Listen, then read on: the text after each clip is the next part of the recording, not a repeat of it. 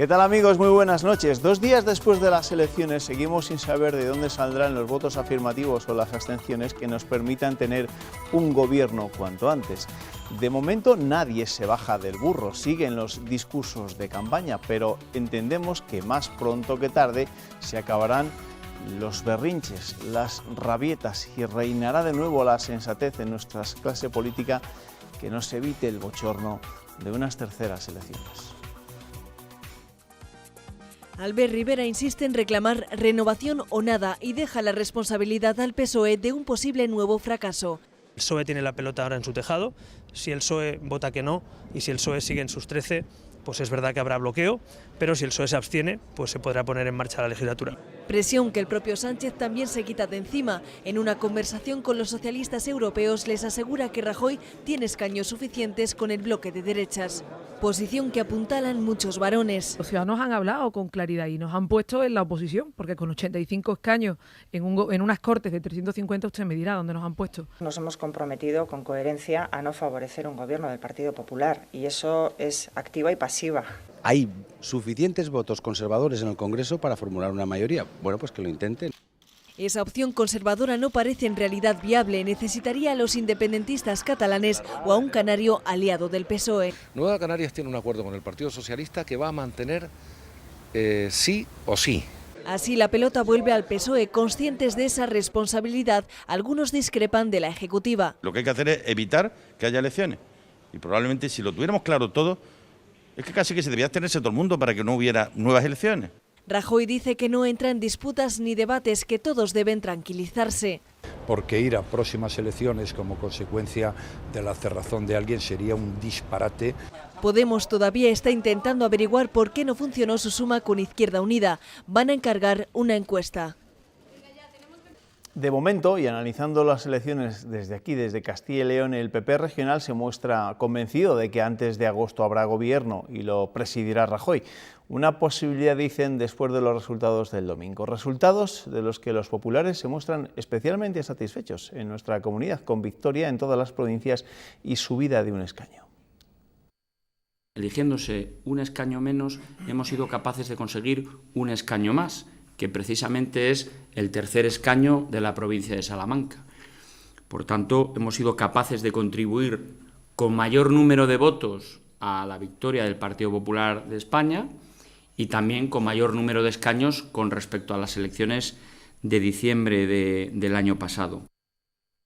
Más reacciones a esos resultados del domingo, en este caso desde el PSOE. El alcalde de Soria no echa balones fuera, reconoce que los resultados han sido malos para su partido, pero dice que para hablar de posibles cambios en la dirección habrá que esperar a las fechas marcadas. El día 9 tenemos un comité federal en el que se configurará un procedimiento que está establecido ya y en el que celebrará un congreso en el mes de octubre. A partir de ahí vamos a valorar, ¿no? Lo que sí que entiendo que hay que hacer es reconstruir un proyecto de Partido Socialista que nos convierta claramente en alternativa al gobierno, porque los resultados no son buenos, son malos. La actualidad política nos tiene, ya lo ven, este martes entre dos aguas, entre el análisis de los resultados electorales del domingo y entre el debate sobre el estado de la comunidad que comienza mañana.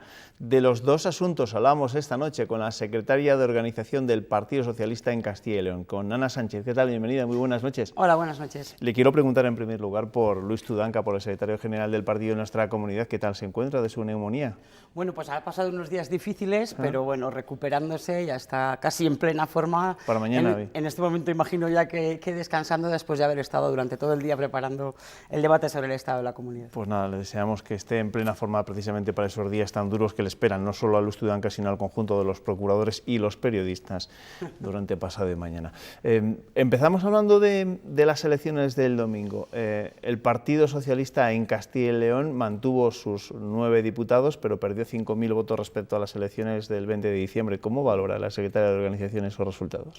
Bueno, yo creo que son unos resultados que son complejos de analizar y quizá más que nunca debamos de hacer un análisis muy minucioso y muy detallado, porque más que nunca nos dicen muchos mensajes, ¿no? Este próximo jueves, puesto que mañana y pasado el debate sobre el estado de la comunidad, hemos convocado a la Ejecutiva Autonómica para hacerlo, pero es verdad que podemos extraer varias conclusiones de los resultados en el conjunto del país y de los resultados en la comunidad autónoma. En primer lugar, a mí me gusta ser honesta y felicitar al ganador. El Partido Popular ha ganado las elecciones y las ha ganado de una forma aún más clara que el 20 de diciembre. A partir de ahí, el Partido Socialista no ha ganado las elecciones, que es a lo que salimos, y por lo tanto no es un buen resultado para el Partido Socialista. Es verdad que pensamos que no es bueno para el Partido Socialista, pero que es mucho peor para el conjunto del país desde nuestro punto de vista. A partir de ahí, es verdad que en Castilla y León, pues probablemente los dos partidos políticos que encarnan al denominado bipartidismo muestran una mayor fortaleza que en otras comunidades autónomas, también fruto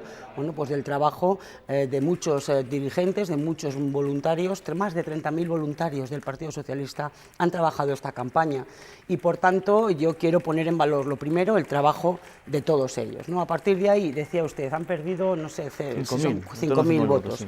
Es verdad que el índice de participación ha sido variado dependiendo de las provincias y que hemos incrementado en mayor puntos de porcentaje de apoyo en voto, ¿no? No es suficiente, pero es verdad que también hay una segunda lectura, y es que el Partido Socialista mantiene representación en las 9 provincias de la comunidad autónoma.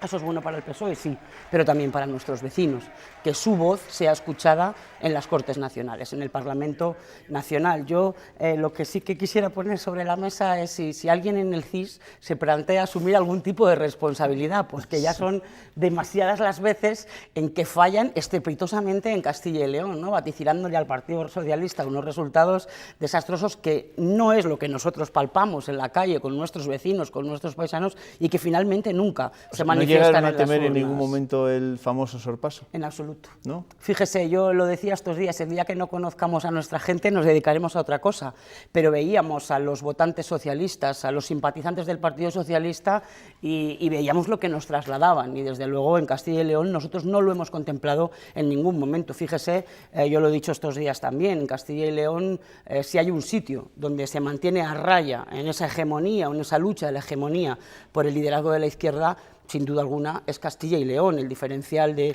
diputados nacionales es de 6, ¿no? Por tanto, sin perder el objetivo de que desde luego a quien el Partido Socialista quiere derrotar en esta comunidad autónoma es a la derecha, que lleva demasiados años gobernándonos. El hecho cierto es que el Partido Socialista, liderado por Luis Tudanca en este momento, es indiscutiblemente el líder de la oposición y el líder de la izquierda. Y después de los resultados que ha hecho usted de esas elecciones del pasado domingo, ¿entiende o comparte la opinión de algunos varones regionales? El más claro, sin lugar a dudas, ha sido el presidente de Extremadura, Guillermo Fernández Vara, de que el Partido Socialista debe quedarse en la oposición y que igual lo que tienen que hacer todos los partidos es abstenerse para que siga gobernando Rajoy. Yo respeto la opinión de Fernández Vara como la de los miles de militantes de este partido, porque en el Partido Socialista la opinión de cada uno de nosotros, dirigente o militante de base, vale lo mismo, y respetamos las normas del partido. El Partido Socialista va a hacer lo que hizo hace 6 meses, y es ser responsable. Siempre hemos sido responsables con este país y lo vamos a volver a ser. Por tanto, el Partido Popular ha ganado las elecciones. Es a Mariano Rajoy a quien le corresponde iniciar la búsqueda del diálogo, de acuerdos, de negociaciones para un futuro gobierno. Y a partir de ahí, lo que yo puedo decir, y la que es mi opinión, es que el Partido Socialista será responsable con los intereses de nuestro país. Las decisiones sobre pactos o no las toma la Dirección Federal y el Comité Federal de nuestro partido, en el que todos estamos representados y tenemos opinión. Ese Comité Federal se celebra el próximo 9 de julio. ¿Va a ser tan duro, tan difícil para Pedro Sánchez como lo fue el Comité Federal posterior al 20 de diciembre? Bueno, yo desde luego no lo creo. ¿No? Depende de lo que uno entienda por dureza. Los socialistas habituamos a decir las cosas internamente. Por lo que se filtró en el comité aquel famoso, bueno, le digo, fue duro, fue difícil. Se entiende por dureza cuando más de uno no está de acuerdo. Bueno, lo nuestro no es un régimen militar, es un partido donde se opina. Y por tanto, ¿habrá diversidad de opiniones? Seguro que sí, si no, no seríamos el PSOE.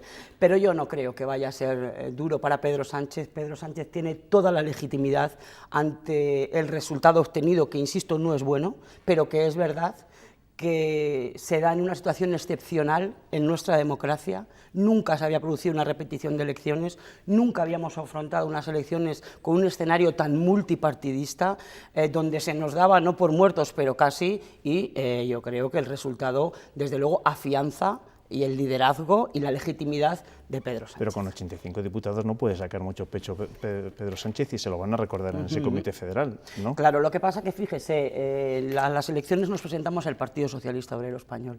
El Partido Socialista Obrero Español somos todos. Pero en cualquier caso, el hecho, y es de lo que se habla y de lo que hablamos mucho los periodistas y tertulianos, evidentemente, porque tendremos que hablar de todos esos temas, el hecho de que Susana Díaz no haya salido bien parada, ¿es una ventaja, por así decirlo, para Pedro Sánchez? No, yo creo que, fíjese, que esas son lecturas que hacen ustedes los periodistas con todo el derecho del mundo, pero no lo creo. Yo he visto a Susana Díaz pelear codo a codo esta campaña electoral con Pedro Sánchez, y lo que yo espero, y creo que esperan todos los militantes y votantes del Partido Socialista, es que siga trabajando codo a codo con Pedro Sánchez en los próximos años. ¿Usted cree que habrá terceras elecciones? Yo espero que no, pero fíjese, hace 5 meses yo también creía que sería imposible que hubiera unas segundas elecciones, sin embargo... Hombre, el escenario era más complicado el 20 de diciembre. Era muy similar, ¿no? Sí. Mariano Rajoy tenía que presentarse una investidura, sorprendentemente se inhibió y no lo hizo. Pedro Sánchez intentó formar gobierno, no podía hacerlo con solo un partido, sino de forma transversal, como él muchas veces dijo, y fíjese, ¿no? Podemos, Pablo Manuel Iglesias, impidió la investidura de un presidente socialista para luego, finalmente, que se produjeran unas segundas elecciones cuyo resultado en este momento conocemos todos, ¿no?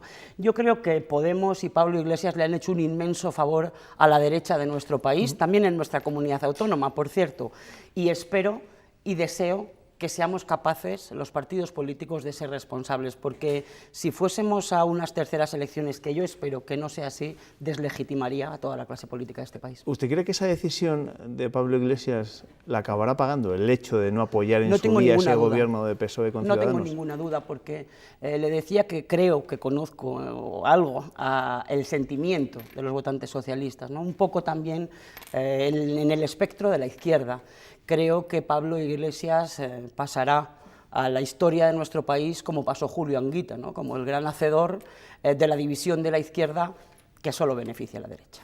Bueno, como les decía al principio, estamos entre esas dos aguas de las elecciones del domingo y del debate del Estado de la Comunidad de mañana, y allí estará Ana Sánchez también, evidentemente, respaldando a su secretario general y portavoz Luis Tudanca. ¿Qué esperan del debate de mañana y, sobre todo, qué le van a decir al presidente de la Junta? Bueno, en primer lugar, esperamos que el debate le sea útil a los castellanos y leoneses. Nosotros estamos allí para representar y defender sus intereses. ¿Qué le vamos a decir a Juan Vicente Herrera? Yo creo que no da tiempo en un debate, porque desde hace un año no son muchos los hitos que Juan Vicente Herrera ha tenido. Por tanto, además de la crítica que sin duda alguna Luis Tudanca hará, lo que esperamos de ese debate es que salgan propuestas para los ciudadanos, porque fíjese, en este momento y tras unas nuevas elecciones generales en nuestro país, las cuencas mineras siguen teniendo un problema muy serio, los dependientes, sigue en marcha la reforma laboral, que desde luego creemos que habría de haberse derogado, la LOMCE, demasiadas cosas como para que no pensemos en positivo y en tratar de llegar a acuerdos sobre las propuestas de resolución que haremos sobre distintos temas, ¿no? Pero priorizaremos especialmente en el empleo. Como le digo, habrá propuestas en materia agraria o sobre las cuencas mineras, ¿no? Por tanto, que sea útil para los castellanos. Eso es lo que le voy a decir. ¿Confía que de este pleno, de este debate, salga algún tipo de acuerdo que beneficie a los ciudadanos? Yo espero que sí. Además, la propia... ¿O estará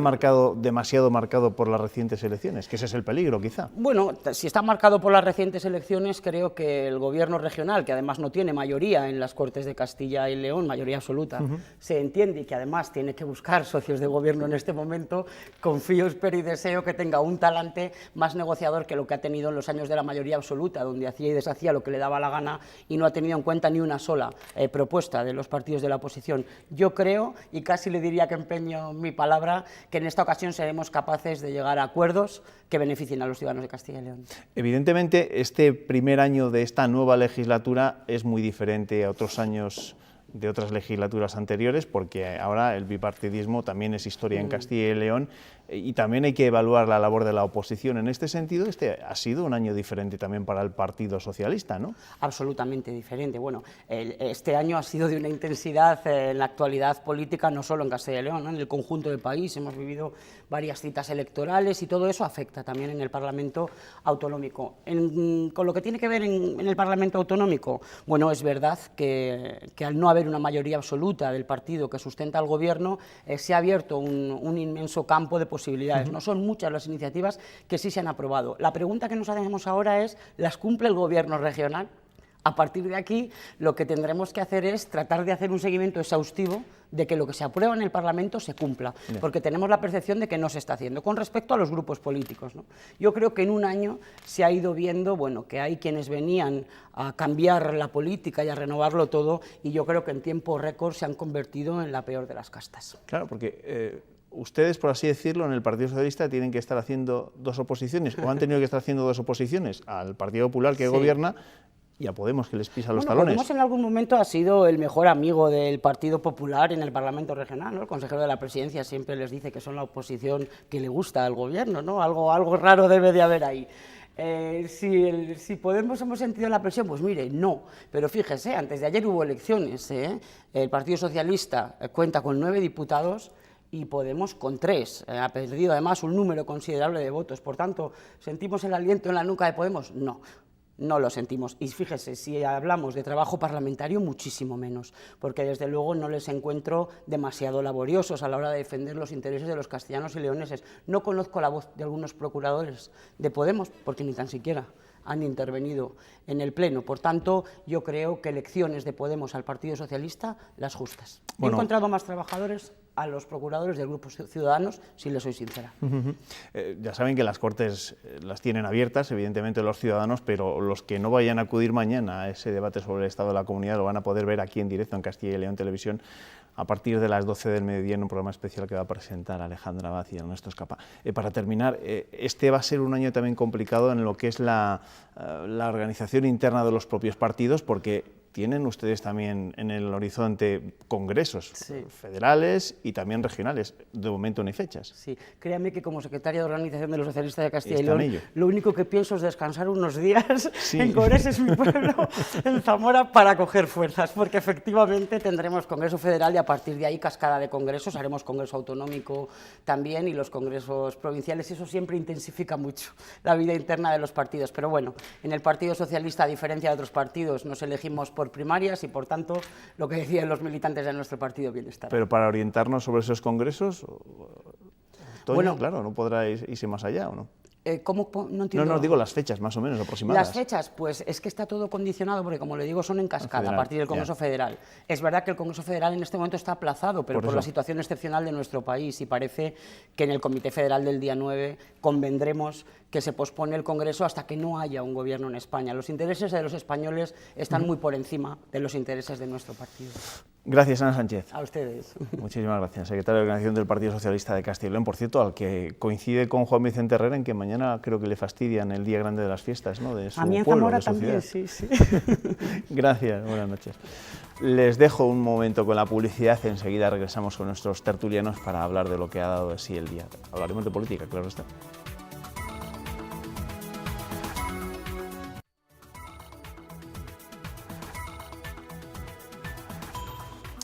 Bueno, seguimos con el análisis de la jornada y llega ya el momento ahora de repasar con nuestros tertulianos lo que ha dado de sí el día, y están muy interesados en ver cómo se desbloquea la situación después del 26J, y les hemos pillado hablando y analizando, intentando aportarnos alguna clave, es lo que les vamos a pedir dentro de unos minutos. Vidal Arranz, ¿qué tal? Bienvenido, buenas noches. Pues nada, ¿esto está más fácil o más complicado que el 20D? Aparentemente bastante más fácil, pero bueno, las primeras declaraciones nos están sorprendiendo por su aparente obcecación, ¿no?, de algunos líderes. Paco Alcántara, ¿tú cómo lo ves? Buenas noches. Bueno, que hable Rajoy. Que hable Rajoy. Que diga qué es lo que propone. Que hable Rajoy es el primero, evidentemente, el que tiene que llevar la iniciativa antes de que los otros le sigan diciendo que no, que algún día, tarde o temprano, ya no será tan contundente ese no, digo yo, ya veremos. Ernesto, ¿qué tal? Buenas noches. Buenas noches. Vienes con los titulares, ¿no? Con incendios. Vale, pues empezamos con el que quieras. Pues mira, empezamos con el Diario de Burgos, que destaca en su primera que el fuego ha arrasado en el último lustro 3.500 hectáreas en la provincia, que, sin embargo, aunque se trata del 4% de la superficie provincial, no puede compararse con lo que ha afectado a provincias como León, Zamora, Ávila y Salamanca. En total se han destruido 91.000 hectáreas de arbolado de Castilla y León. También el Diario de León destaca en su primera este mismo asunto. León suma 75 incendios a 2 días de iniciarse la temporada de alto riesgo. Los forestales denuncian falta de personal, trabajo sin guardias e impago de horas extra. Diario de Valladolid, El Mundo, destaca en su primera una noticia económica. Valladolid lidera el crecimiento de la facturación empresarial. Las ventas de las compañías crecen un 10%, que es el triple de la media nacional, según un informe de Caja España Duero. Diario de Ávila, la economía abulense se ralentiza y crecerá medio punto menos que en 2015. Diario ABC, la recuperación económica crea más empresas por primera vez en 6 años. Y el diario La Razón, más de 10.000 millones de euros esperan que haya un gobierno estable en España. Así lo asegura Santiago Aparicio, dirigente de la patronal CECALE, que apuesta por lograr más pronto que tarde ese clima propicio de inversión. Diario de Soria, Sanidad de Castilla y León contratará 281 sanitarios de refuerzo este verano en Soria.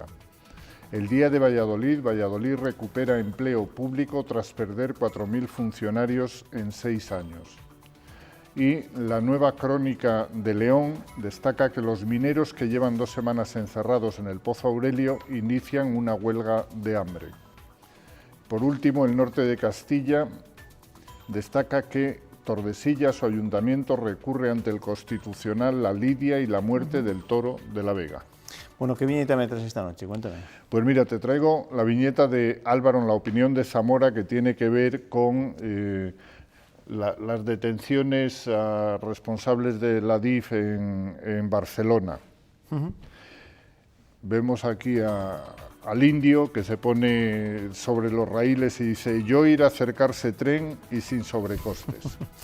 Sin sobrecostes. Bueno, algunas de esas primeras páginas de los periódicos de nuestra tierra cambiará, porque ya saben que estamos pendientes de una información de última hora de ese atentado en el aeropuerto de Estambul. Las últimas noticias hablan de al menos 10 muertos en un atentado en el principal aeropuerto de Estambul. Hay varios heridos. A lo largo de este informativo, si tenemos más datos, más informaciones, por supuesto se las vamos a ir contando. Pero esa es la última hora, al menos 10 muertos en un atentado en el principal aeropuerto de Estambul. También los periódicos hacen eco de esa huelga de los mineros, de los 4 mineros de la Hullera vasco-leonesa encerrados desde el día 13 en el Pozo Aurelio, que han comenzado esa forma de protestar para presionar a las administraciones a que lleguen a un acuerdo que permita acceder a los fondos para el cierre ordenado de la mina de interior de la empresa en liquidación. Álvaro Rodríguez, Elías Ortega, Daniel Garduño y Sócrates Fernández llevan 16 días encerrados en la mina para exigir que se permita a la empresa acceder a estos fondos y con ello se mantenga algo la actividad en la cuenca. Hoy, como les digo, esta misma tarde han comenzado esa huelga de hambre.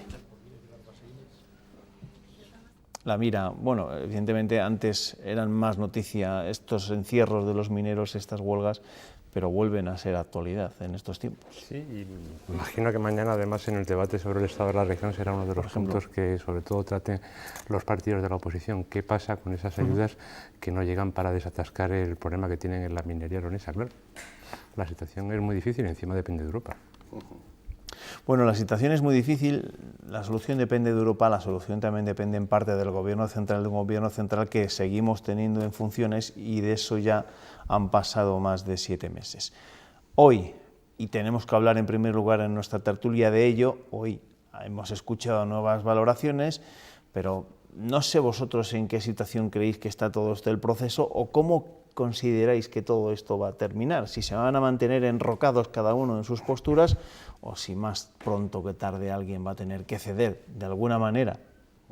Ceder tienen que ceder todos, el primero que tiene que ceder es el Partido Popular. que es el que reparte cartas, es el que ha ganado las elecciones, es el que teóricamente le van a proponer la investidura, y lo que tendrá que hacer es acercar su programa de gobierno a los otros partidos del arco parlamentario con los que quieran mantener un pacto de investidura, ya bien sea absteniéndose o apoyando. Hasta ahora lo único que sabemos es lo que ha dicho Ciudadanos y lo que ha dicho el PSOE.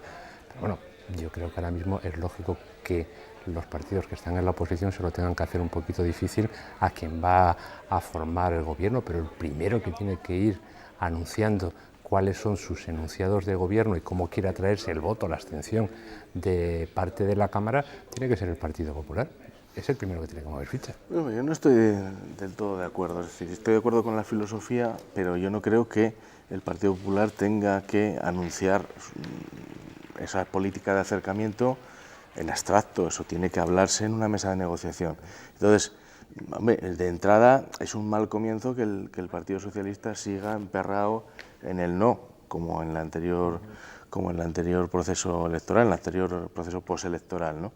Hombre, yo creo que se impone que el PSOE por lo menos se siente a hablar, porque es que es difícil que el PP pueda proponer algo si enfrente tiene un interlocutor que no escucha, ¿no? Y en el caso de Ciudadanos, pues también me parece un error por parte de Albert Rivera que insista en poner en primer término la figura de Mariano Rajoy. Es decir, yo creo que Ciudadanos lo que tiene es que poner encima de la mesa, si quiere poner encima de la mesa algo, sus prioridades programáticas, que además tiene unas cuantas, ideas y planes para este país, que había sido el eje de su campaña electoral, ¿no? Convendrás conmigo que cuando hay un nudo en una cuerda la tienen que desatender, la tienen que quitar desde los dos lados, ¿no?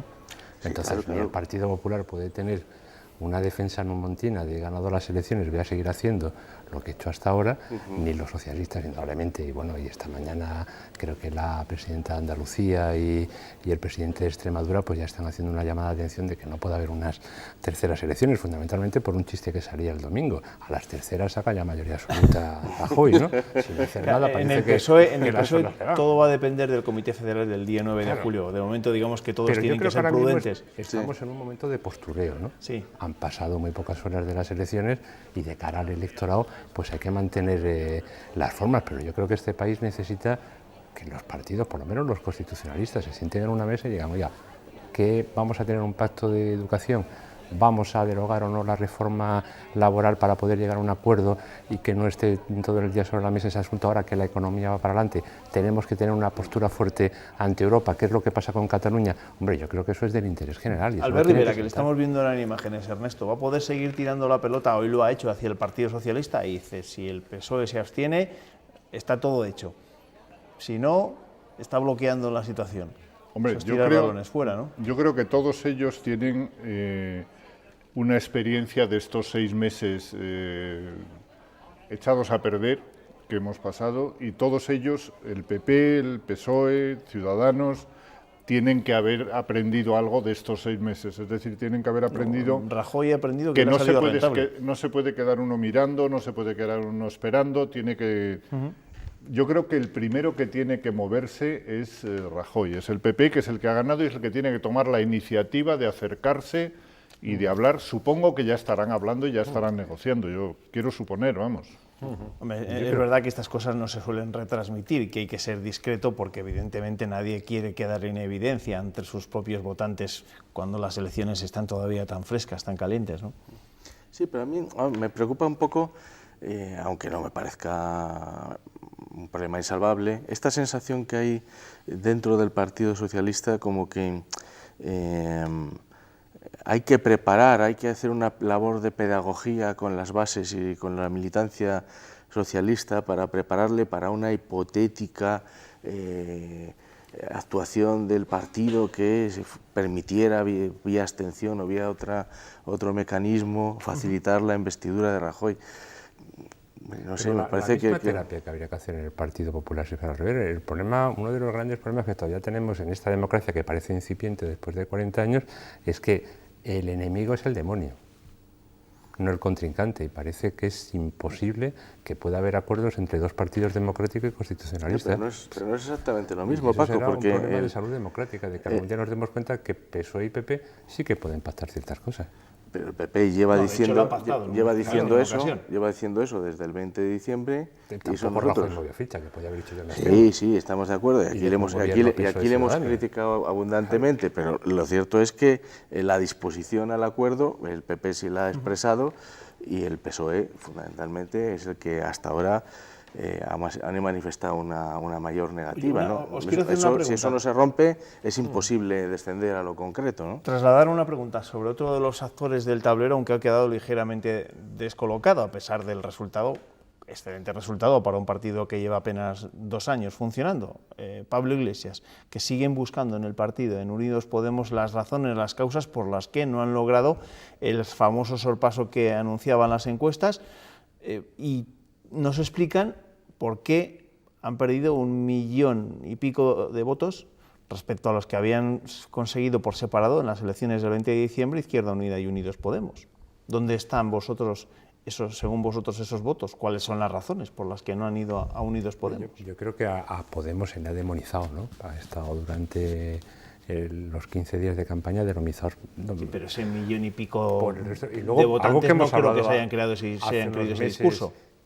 Podemos ha pasado de ser un partido transversal, aquí cabían todos, nosotros no éramos de derechas ni de izquierdas, a ser un partido de izquierdas. Entonces yo creo que posiblemente mucha gente que sí podría votar a Podemos como ese partido transversal donde caben los contestatarios sin un sello, digamos, de extrema izquierda o de izquierda más radical que el PSOE, como es Izquierda Unida, y por otro lado, ese votante de Izquierda Unida, yo creo, y yo cuando me he movido en Valladolid con gente cercana a Izquierda Unida, incluso dirigentes medios, no les gustaba el pacto con Podemos, porque a nivel provincial no se llevaban bien. Entonces es muy difícil hacer una unión con alguien con el que a diario no te tratas bien.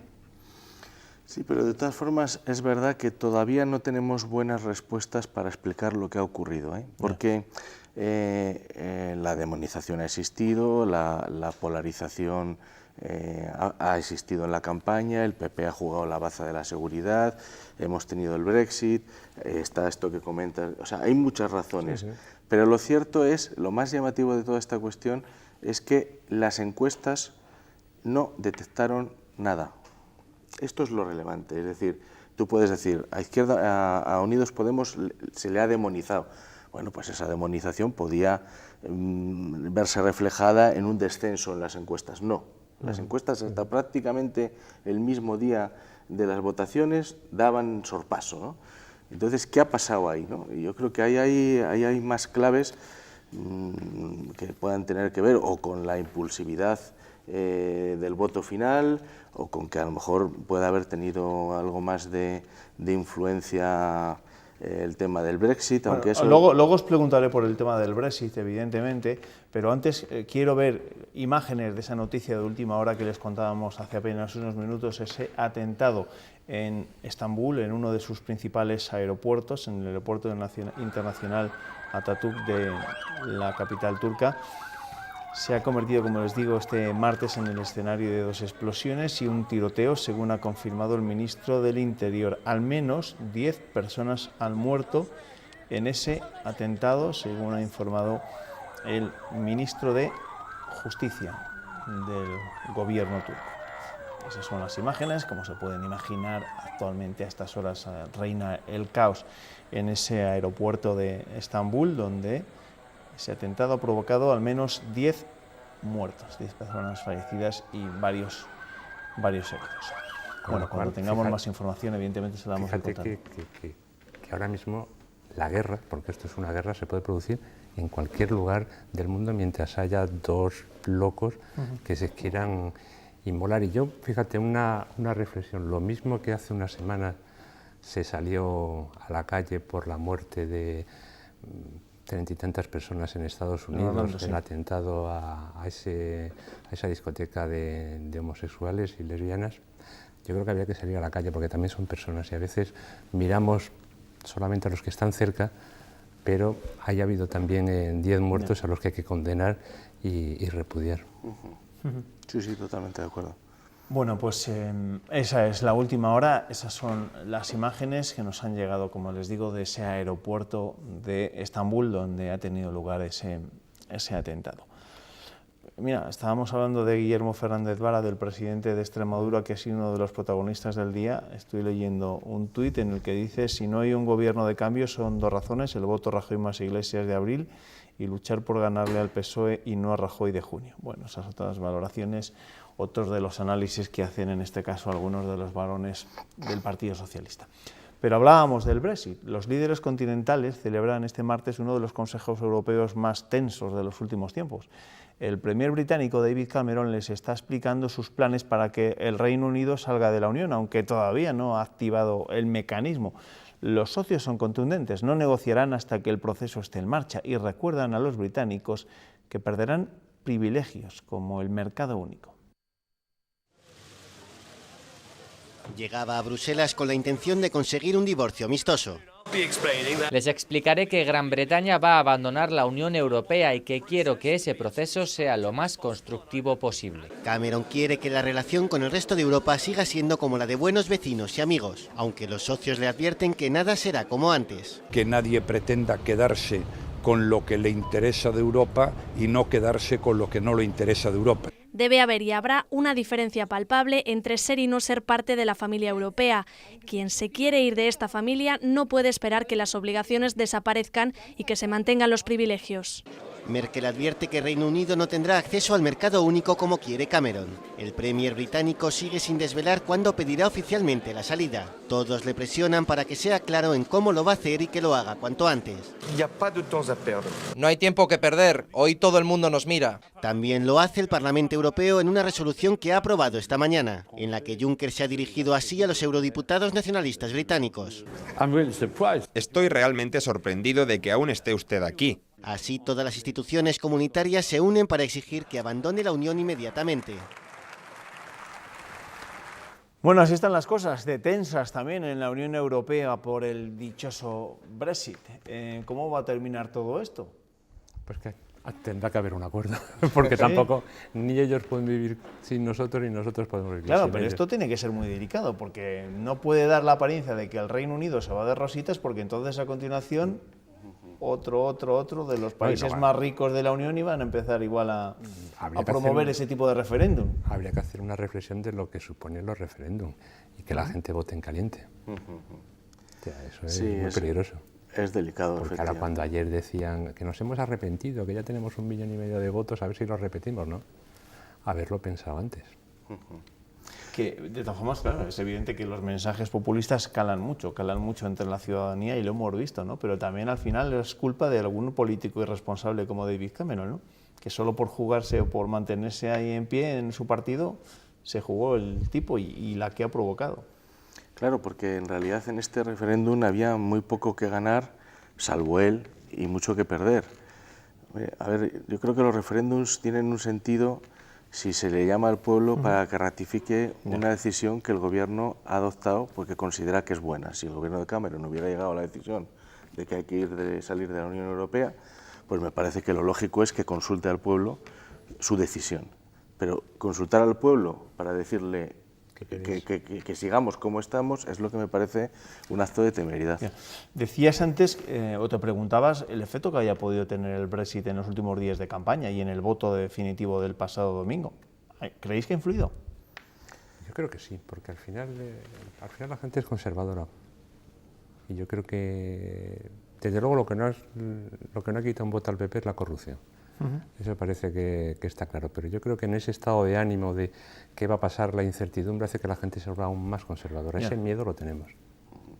Hombre, yo creo que había un buen motivo para establecer un paralelismo, y es que el referéndum que estaba proponiendo Pablo Iglesias para Cataluña, que a una parte de las bases sociales de Podemos, lo había asumido con cierta naturalidad o indiferencia, no de una forma muy traumática, de repente en el espejo de Gran Bretaña se veía el peligro, es decir, no basta con que tú convoques un referéndum y pidas sí para que salga el sí, es que te puede salir que no.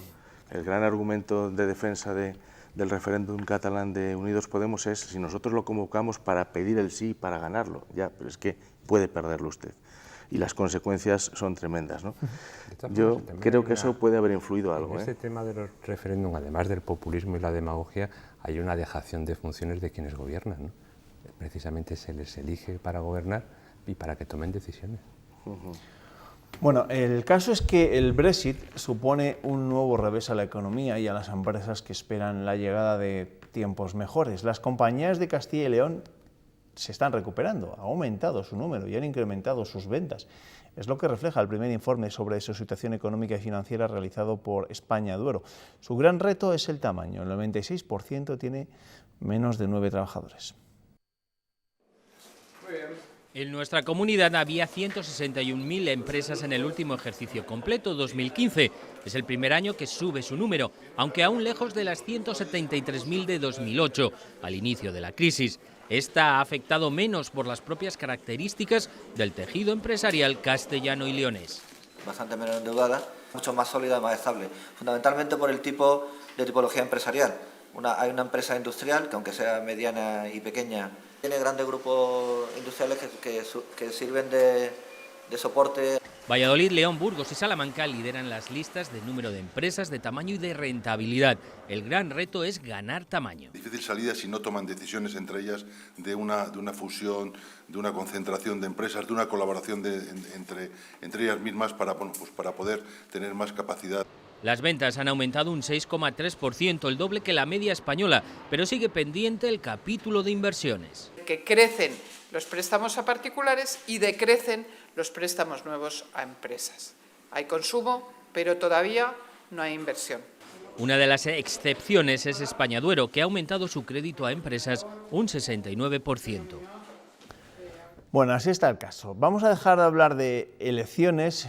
Vamos a comenzar a hablar de lo que mañana va a ser noticia, mañana y pasado va a ser noticia en nuestra comunidad. Se celebra el debate sobre el estado de la región, el debate sobre política regional.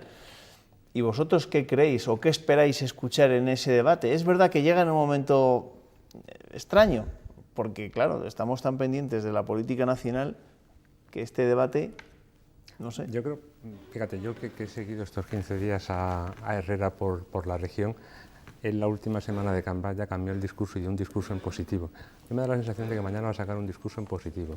Las potencialidades de Castilla y León, el crecimiento, todo lo relacionado con el diálogo social, y la oposición le va a sacar sus puntos débiles, las comisiones de investigación e indudablemente la minería. ¿Qué es lo que va a ocurrir seguramente? Que parte del debate se va a centrar en los resultados de las elecciones y cómo el Partido Popular va a intentar rentabilizar el 40 y tantos % de los votos que ha tenido. Bueno, ese debate se lo vamos a retransmitir en directo aquí en Castilla y León Televisión desde las 12 del mediodía, y ahí estará Ernesto Escapa con Alejandra Abad. Ernesto, ¿tú qué esperas escuchar? Que eres pues muy mira, crítico yo espero con estas que cosas a veces. pasemos de la espuma a los asuntos, es Muy decir, bien. que ahora ya hemos tenido 6 meses de campaña electoral, de precampaña, de poscampaña, de todo. Y ahora toca hablar de los asuntos importantes, de la financiación, de la minería, del problema lácteo, es decir, de todos los problemas que agobian la vida cotidiana de los castellanos y leoneses, de la despoblación, es decir, que hay muchos asuntos que yo creo que van a hacer que el debate sea interesante. A ver los hilos, pero ¿se enredarán con los ecos de la campaña y de las elecciones o irán a esos asuntos concretos? Inevitablemente, pero yo también cuento como Paco con que el presidente hará unos cuantos anuncios. Suele hacerlos en este tipo de debates y creo que en este los hará también, porque además es lo que le corresponde y lo que debe hacer, es decir, anunciar nuevos proyectos, nuevos planes, nuevas iniciativas, nuevas reformas o nuevas leyes que permitan ir avanzando la comunidad. Tú, Ernesto, que lo sigue más de cerca, en este debate para Herrera va a ser uno de los más dulces. Sí, porque la coyuntura en que llega, aunque le fastidia la fiesta de San Pedro, que también es importante, claro. Bueno, no fastidian los rurales, es en general, los zamoranos y a más ciudadanos de Castilla y León que van a o empezar o están de lleno en sus fiestas mayores. Bueno, que no es casualidad, bueno, sí es casualidad, pero cada vez que viene Vidal Arranz y también cuando suele venir Paco Alcántara nos toca hablar del Toro de la Vega. Y a eso vamos, porque el Ayuntamiento de Tordesillas sigue sin licencia para celebrar este año el torneo. La Junta ha rechazado su petición porque no se ajusta a la nueva normativa que prohíbe el lanceo y la muerte del animal. Denegada la autorización para la celebración del Toro de la Vega como hasta el año pasado se había celebrado por incumplir el decreto ley aprobado el pasado mes de mayo. Por la nueva reglamentación que viene a partir de la convalidación del decreto ley en el que se establece la imposibilidad de que se autoricen ese tipo de actos, puesto que lleva aparejado la muerte de una red de lidia en presencia del público. Con esta noticia se ha despertado hoy Tordesillas, una decisión esperada desde el Ayuntamiento, pero que les abre la vía contenciosa administrativa. Desde hoy tenemos un mes para poder presentar el recurso de alzada y ya se lo hemos pasado a los servicios jurídicos para que lo vayan preparando y si lo ven pertinente este mes presentaremos el recurso. El consistorio se encuentra en un debate interno para decidir qué ocurrirá este próximo 13 de septiembre. Toda decisión deberá llevarse a pleno para modificar el reglamento del año 1999. No tenemos claro si vamos a modificar el reglamento, si vamos a hacer un festejo distinto. Son realistas y saben de la dificultad de celebrar el Toro de la Vega con la misma normativa que hasta ahora. Por plazos de recursos es prácticamente imposible que se pueda celebrar como se venía haciendo en los últimos años. Advierten que será un proceso largo y ponen de ejemplo a Cataluña, que lleva 5 años esperando la sentencia del Constitucional. Y esa era una de las noticias que leía antes Ernesto Escapa en el repaso de la prensa. El titular de Norte de Castilla, Tordesillas recurre ante el Constitucional la lidia y la muerte del Toro de la Vega. Y yo os pregunto, tal y como están las cosas, ¿creéis que este año va a haber torneo del Toro de la Vega? Vidal. Pues hombre, yo supongo que tal y como lo hemos conocido, no. O sea, lo que es el torneo del Toro de la Vega no creo que se celebre este año, porque incluso aunque el Ayuntamiento esté dispuesto a adoptar distintas iniciativas legales para defenderlo, es imposible que ninguna de ellas se resuelva antes o en tiempo suficiente para poder celebrarlo, ¿no? Respecto a esta noticia de la denegación del permiso, yo desconozco los detalles, por supuesto, no sé, imagino que la Junta de Castilla y León, que tiene buenos jurídicos, habrá medido completamente la cuestión. Claro. Bueno, es aplicar la ley relativamente, es decir, porque yo no creo que el Ayuntamiento de Tordesillas le haya pedido permiso para celebrar el festejo como estos años de atrás, le habrá pedido permiso para celebrar el festejo conforme a la legislación aprobada, a la normativa aprobada por la Junta. Parece de sentido común que el alcalde de Tordesillas, José Antonio González Porcela, debía ser como el alcalde que pasa la historia, que realmente hace un torneo del Toro de la Vega del siglo XXI y que en vez de enredarse en este problema jurídico que se va a alargar y que no le van a dar la razón porque la ley está ahí, tenía que haber empezado en el día que las Cortes de Castilla y León aprobaron que no se podía matar al animal y dijeron, vamos a sentarnos, señores de Tordesillas, y vamos a crear una normativa nueva. Eso el alcalde. Y luego a mí lo que me sorprende es que el alcalde es de un partido político, ahí hay otro partido político, PSOE y PP, sus dirigentes provinciales, regionales, no dicen absolutamente nada, que podrían decirle a sus concejales y al alcalde, oiga, aplique la ley y deje de enredar. Por eso que esto ha tenido efectos también en las elecciones del domingo, ¿eh? Bueno, pocos, ¿no? Porque el Patronato del Toro de la Vega había pedido que se votara Vox, porque es el único partido de cierta entidad que se había mostrado a favor del torneo y de defenderlo. Pero el posible trasvase de voto a Vox se ha quedado diluido por el trasvase de voto de Vox al PP en estas elecciones, ¿no? Lo visible es lo que se contaba, lo que contaban algunos periódicos, de que ha habido 700 papeletas nulas en Tordesillas que ponían sí al Toro de la Vega. Eso sí que ha sido visible. En el pueblo de Tordesillas hay mucho malestar y en la comarca y en las zonas taurinas de Valladolid hay bastante malestar. Otra cosa es que no se haya traducido. Pero la labor de los políticos precisamente es hacer frente a los problemas. Si seguimos denunciando, puede ocurrir que el 13 de septiembre haya otra vez otra bronca en Tordesillas si a alguien se le ocurre montar algo. Caramba, si están al frente de las instituciones, apliquen la ley. Bueno, pero la ley se puede aplicar de distintas formas. Es decir, yo lo que te estoy diciendo es que tengo la certeza de que el Ayuntamiento de Tordesillas no ha presentado una licencia diciendo queremos celebrar el torneo del Toro de la Vega con lanzada y muerte. No, eso no lo ha hecho, estoy segurísimo. Bueno, Vidal, El 13 de septiembre vienes otra vez, porque bueno, seguro que de aquí hasta el 13 de septiembre tendremos de todas formas, simplemente un apunte. Lo verdaderamente importante es lo que cuenta hoy el norte de Castilla. Ese recurso ante el Constitucional es el que puede realmente tener trascendencia, aunque se resuelva. Vete a saber cuándo se resuelve. ¿No? Gracias, Vidal. Gracias, Paco. Nos vemos. Hasta la próxima. Ernesto, ánimo para mañana, en ese debate sobre el estado de la región. Estamos a punto de terminar, pero antes les voy a pedir a mis compañeros que recuperen esas imágenes del atentado que se ha producido esta noche en el aeropuerto de Estambul, en Turquía. Al menos 10 muertos, como les decía, en un ataque con explosivos en el principal aeropuerto de la capital turca. Se trata de uno de los aeródromos más transitados del mundo, y más en esta época, con mucha gente ya iniciando o de lleno en vacaciones. Las autoridades turcas creen que 2 presuntos terroristas se han inmolado en el interior de las instalaciones. Hay, además de esos 10 muertos, múltiples heridos.